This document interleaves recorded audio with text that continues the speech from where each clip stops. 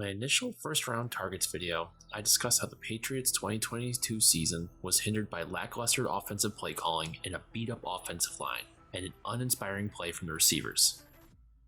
I pointed out that the Patriots need to make some upgrades at offensive tackle as well as wide receiver in order to give Mac adequate time in the pocket and some dependable options to target.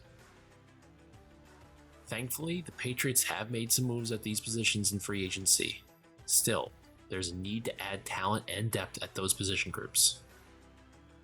On the other side of the ball, New England's defense was solid, but there is still a need for a big cornerback as well as faster linebackers and some DN/edge players. Despite the recent moves in free agency, the team's priorities are still offensive tackle, wide receiver, and defensive back in the draft. So, most of my initial targets are still on the board. However, I have moved some of my players up from the second round to the first and vice versa. Let's take a look at my updated first round targets.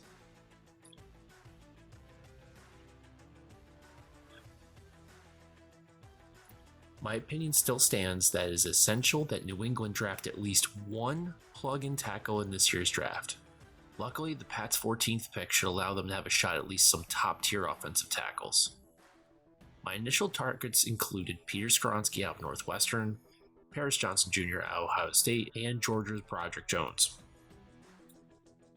These guys performed well at the combine and are still first-round talents. Skoronski was my top pick for offensive tackle, but Paris Johnson Jr.'s combine performance in Pro Day has moved him into a tie with Skoronski, whose arms came in under that 33.5-inch mark that they like for tackles.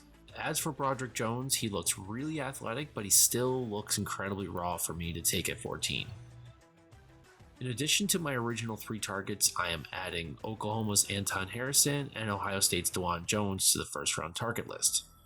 These guys were already borderline first rounders, but their combine performances has moved them into that 25 to 35th pick range now. I am not sure the Patriots would reach for these two at 14, but I'm totally in support in trading back for these guys, or possibly burning some draft capital to get into another first or early second round pick. Harrison is a prototype left tackle, and Dawand is easily one of my top 5 favorite prospects in the entire draft. The lack of stud QBs and elite perimeter receivers in this draft has created a void in that first round, which might encourage some teams looking to add to their offense to take a conservative approach in the first round with taking stud tackles. As a result, I believe Skoronski and Paris Johnson Jr. will be already off the board at 14. So a first round tackle might be a bit of a reach at 14, or they need to trade back to get one of them at better value. Unfortunately, my second round targets are now depleted, so the talent cliff will be a hard drop off going into the third, which comprises of mostly project players. If the Patriots really want a plug-in tackle in this draft, they will either have to pull the trigger at 14 or make some deals, or just simply hope that there's going to be one at 46. After that, I think the Patriots are going into the season with an inadequate line. Let's move on to receivers. The loss of Jakobi Meyers and Nelson Aguilar in free agency opened the door for Juju Smith-Schuster and Mike Gesicki. Unfortunately, the Patriots still need a dynamic wideout, which could be addressed with DeAndre Hopkins or OBJ. However, the Patriots should be considered taking advantage of some top receivers in this draft with the number 14th pick, who will probably cost a lot less, plus not have as much baggage. I'm still looking at TCU's Quentin Johnston and jaxonsmithnjigba out of Ohio State as potential first rounders for New England. However, I am dropping USC's Jordan Addison to the second round and replacing him with Boston College's Zayflowers.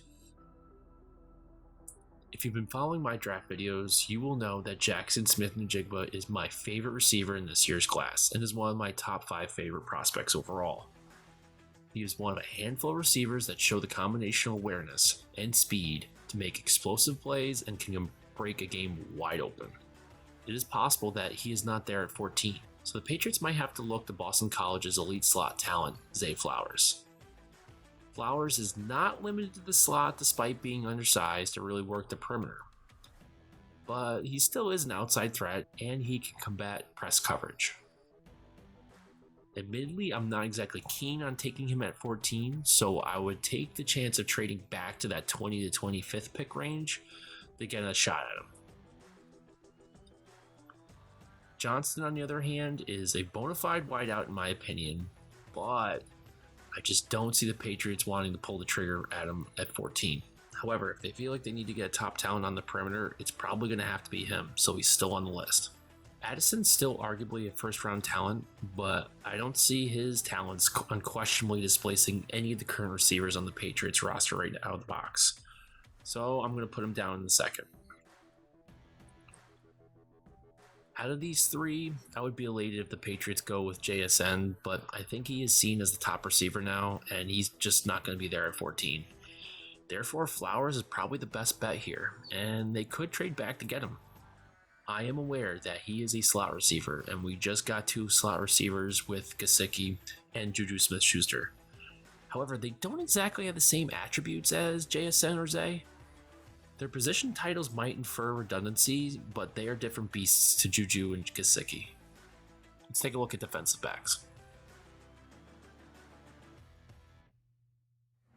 The Patriots were able to hold on to Jonathan Jones, but we did lose Devin McCourty in retirement, so the need for a starting DB could be at the top of Bill's list.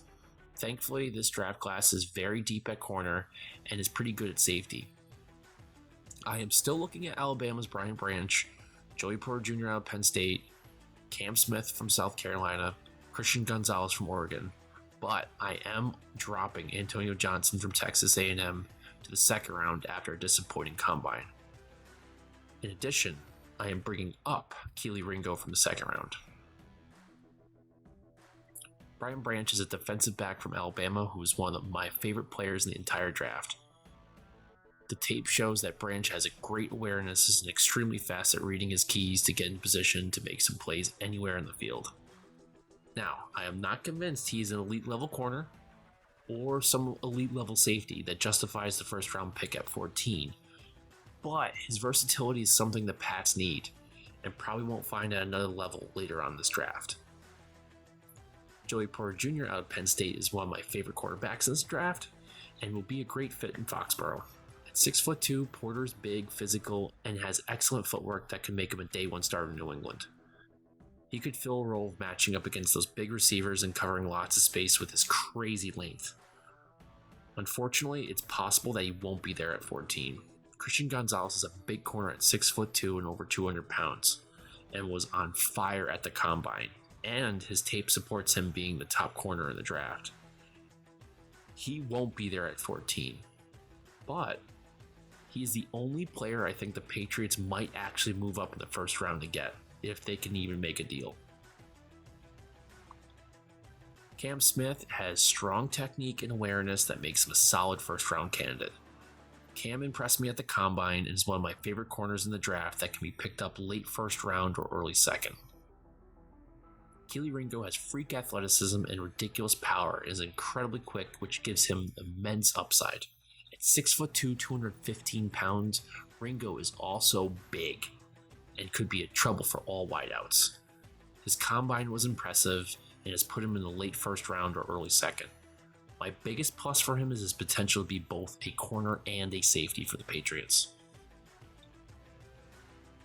My issue with the defensive backs is this potential for the Patriots to miss out on those top end prospects, but taking other prospects at 14 will be a reach. Indeed, there are several other defensive backs that could be considered for first round talents that could be on the Patriots board.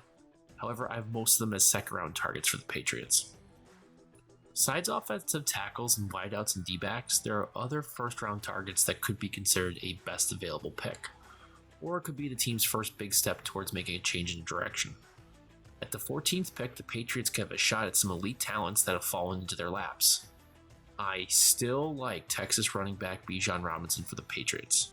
I am removing Myles Murphy, Trenton Simpson, and Michael Mayer from my first round list. All three are being moved down to the second round where they could be more of a value pick for the Pats. Now, Murphy and Simpson are still solid picks for the first round, but New England's free agency moves have put even more stress on getting O-line, D-backs, and receivers. Mayer's combine did hurt his stock in my opinion. He still has first round potential, but he is not the generational talent that is too good to pass by. However, he would be a great pickup in the second round due to his comprehensive skill set. As for Bijanrobinson, he is still growing on me.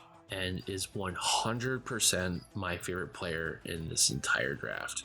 If you need a reminder, in 2022, he averaged 6 yards per carry for 1,580 yards and 18 touchdowns. In addition, Robinson also recorded 19 receptions for 314 yards and a touchdown. He is an elite power back.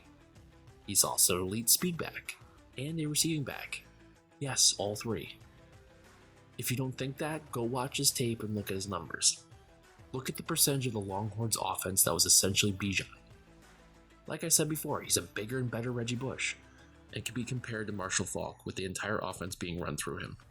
Someone messaged me about him versus Alabama's Jahmyr Gibbs, and there are several key aspects that favor the Longhorn. Bijan's ability between the tackles is unmatched.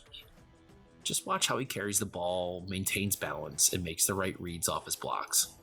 He runs with the ball in anticipation of making contact and being prepared to secure the ball and position himself to break the tackle for a big gain. Another skill set he has is the ability to cut from the midline out with his legs and not relying on opening his hips. This allows him to make quick jab with one leg to redirect rather than committing a large percentage of his body to create forces to aromatize enough force to make the move. This makes his redirection ability incredibly quick with little to no telegraphing. Gibbs has these talents for the most part. However, he's always kind of looking to escape and create more of a foot race. Yes, that sounds great, but that can be nixed at the NFL level. Gibbs has to open up his hip and counterbalance with his torso to offset the force created with his lower body. So it takes a split second to get his center of mass back and force vectors back into alignment, meaning defenders are going to have an open opportunity to bring him down when he's not running at full speed. Whereas Bijan, he's never giving you an opening with his elite body control and balance. Plus, Bijan's measurables indicate he's bigger target with larger catch radius, and it also shows up in his pass blocking. Watch the Alabama versus Texas game from this past season. Bama's defensive backs were easing up on their blitzes once they realized Bijan was the one picking them up. In addition, his combine numbers show he was a more explosive athlete, thus giving him an edge over Jahmyr. Yes, Gibbs had a faster 40, but everything else favors Bijan, and they even have the same 10-yard split. I invite you to go watch Bijan highlights with the filter of creating, and then watch Gibbs with the filter of escaping. You will see how Bijan had to really create his openings, where Gibbs was escaping through open doors. Don't get me wrong, I loved Gibbs for the Patriots. I would think he would be an amazing addition in the second round. And for those who think that the Patriots don't need another running back, think about the percentage of the offense that was run through Ramondre. And also think about the percentage of Bama's/O'Brien's offense was run through Gibbs. Keep in mind, O'Brien is now the offensive coordinator for the Patriots. In general, the Patriots value dynamic running backs, even if it's only a rookie contract. The only concept that you need to accept here is that both of these guys are offensive weapons and not ball carriers who can catch. You can't eliminate either Bijan or Gibbs at the NFL level. Every play, at every yard line, and every type of formation, they are a threat.